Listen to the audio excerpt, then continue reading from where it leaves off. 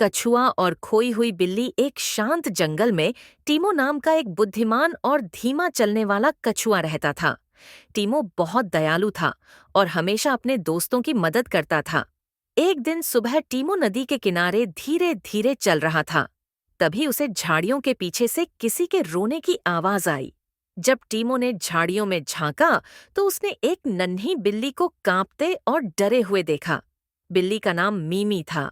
Mimi बोली, मैं तितली के पीछे दौड़ते हुए अपनी माँ से बिछड़ गई और अब बहुत डर गई हूँ। टीमो ने मुस्कुराकर कहा, चिंता मत करो मीमी, मैं तेज नहीं हूँ, लेकिन तुम्हें सुरक्षित घर पहुंचा दूंगा। टीमो ने मीमी से कहा कि वह उसकी पीठ पर चढ़ जाए। दोनों साथ चल पड़े, लंबी घास के बीच, पतली धाराओं को पार करते हुए और मोटी टहनियों से बचते हुए आगे बढ़े। रास्ते में उनकी मुलाकात एक गिलहरी से हुई। गिलहरी बोली, इतनी धीरे क्यों चल रहे हो? मैं तो अभी तक घर पहुंच जाती। टीमो हंसते हुए बोला, कई बार सबसे सुरक्षित रास्ता सबसे तेज नहीं होता।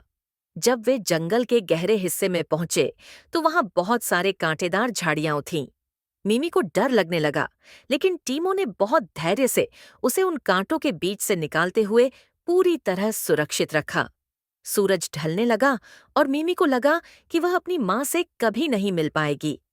टीमो ने उसे समझाया, धैर्य रखो बच्ची, अगर हम शांत रहें तो रास्ता मिल ही जाएगा। धीरे धीरे चलते चलते वे एक खुली जगह पर पहुंचे, जहां मिमी को उसकी माँ की आवाज सुनाई दी। वह दौड़कर अपनी माँ के पास चली गई। मिमी की माँ ने टीमो की दया और धैर्य के लिए धन्यवाद किया। मुस्कुराकर बोला, हर हीरो तेज या ताकतवर नहीं होता। असली बहादुरी दूसरों का ध्यान रखकर धीरे धीरे मदद करने में है।